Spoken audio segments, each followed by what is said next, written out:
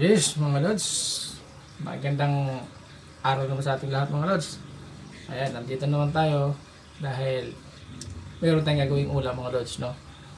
Ito para ganahan tayong kumain, mga lods. Ito pampagana sa pagkain natin, mga lods. No? Kilala nyo ba ito, mga lods? Ayan. Pinakuluan ko siya, mga lods. Isang kulo lang ito. Ginawa ko siya kanya. Isang kulo. Mainit pa nga, mga lods. Umusok pa, oh. Isang kulo lang siya. Kasi para malutong pag kinain natin, mga lods. Kasi pagka medyo lata na siya, mga lods, hindi na rin maganda kasi nga masyado nang malambot. Kaya ginawa natin, mga lods, ang kulo lang para ayan, marutong siya pag kinain natin. Ayan, mga lods, kilala niyo to. Sigurado ako, mga lods, kilala niyo na ito, no? Yung ating gagawin ngayon. At ito naman yung ating ayan, mga lods, yung panghalo natin. Yung kamatis natin, luya, at siyempre meron tayong sibuyas. Ayan. At lalagyan din natin yan, mga lods, ng kunting suka. Timplahan din natin, no? Yan, isa rin ito, mga lods, sa nagpapasarap sa ating pagkain. Ito, ano lang ito, mga lods, no? Additional lang siya kasi meron naman tayo luluto daw na sinabawang isda, mga lods. Ito yung additional lang para talagang ganahan tayo kumain, mga lods. So, ayan.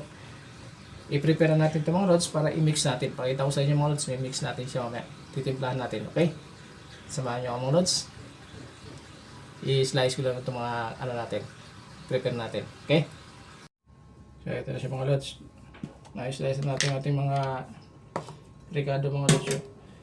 Itong kamatis, mga lods, pag ginagawa ko ito, tinatanggalan ko ng buto para bago natin ihalo dito, mga lods, no? Kasi hindi natin lulutuin ito. Kumbaga parang style lang ito, mga lods, eh. Style ng salada, mga lods. Yan. Kaya tinatanggal natin ng buto yung kamatis. Pero pagka niluluto natin itong kamatis, mga lods, isalang natin sa apoy, hindi ko na tinatanggalan ng ng buto. So lagyan natin ng asin, mga lods.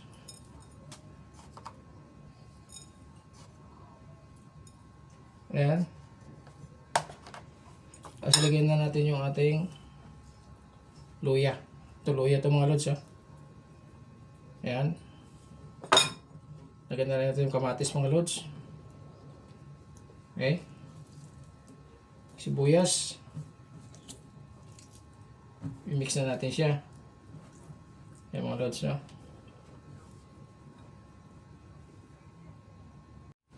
Ayan, nailagay na natin, mga lods, yung ating ricado. Ito naman yung ating suka, mga lods, na binabad sa sili. Ayan, mayroong paminta, sili, sibuyas, at bawang, mga lods, ang pinaghalo natin to. Ayan. Lagay natin, mga lods. Kunti lang naman lagay natin dito.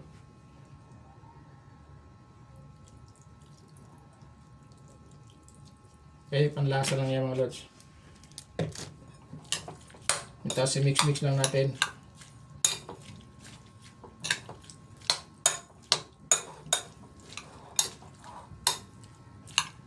Matapang na kasi suka, mga lods, eh.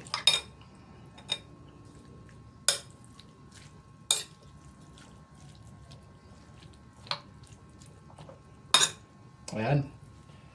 Ayan, mga lods, oh. Yummy na siya. Ayan.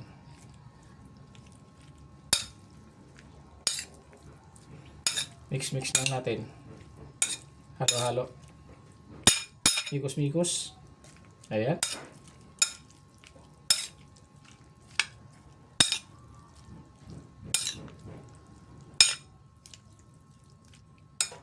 Sa mga hindi sanay kumain nito, mga lods, no? Dahan-dahan lang tayo kasi sa mga hindi sanay, baka mabigla yung tiyan natin, no, mga lods, no? Ang kumakain nito, mga lods, yung mga sanay lang kumain nito. Lalo mga laking probinsya, mga lods, may tabing dagat. Ayan. Maayos kumain nito. Alam nila ito, mga lods. Ayan. Okay na. Diba? Yummy ito, mga lods. Simple lang ito. Ito rin kasi, mga lods, pang sa pagkain natin. Sumarap pagkain natin. Tikman natin ito, mga lods, no? Nakakatakam. Oh. Diba?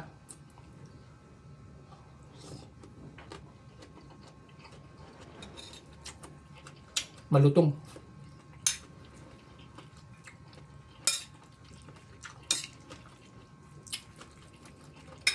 Lagyan natin kunti asin mga lods. Medyo tabang. Okay. Yummy.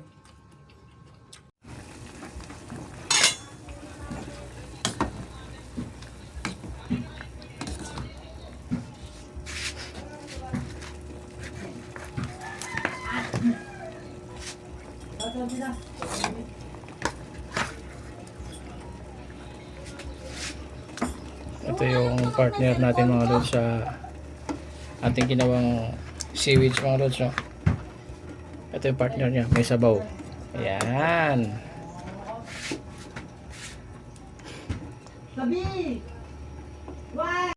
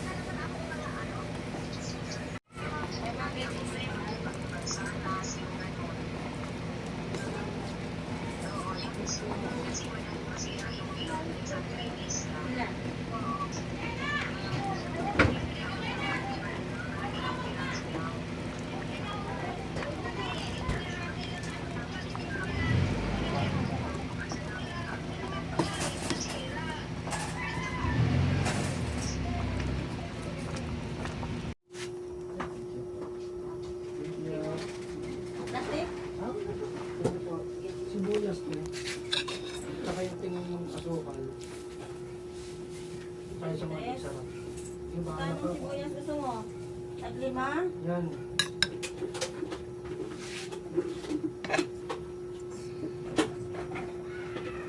Magka, gano'n pala kayo?